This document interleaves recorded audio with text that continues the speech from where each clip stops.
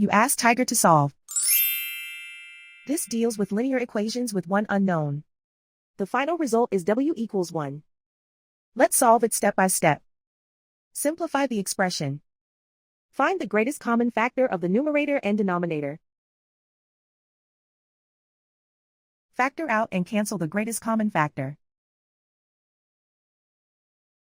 Swap sides.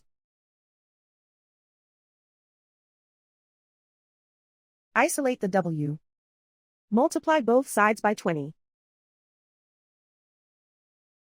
Group like terms. Multiply the coefficients. Simplify the fraction. Multiply the fractions. Simplify the fraction. And so the final result is W equals 1.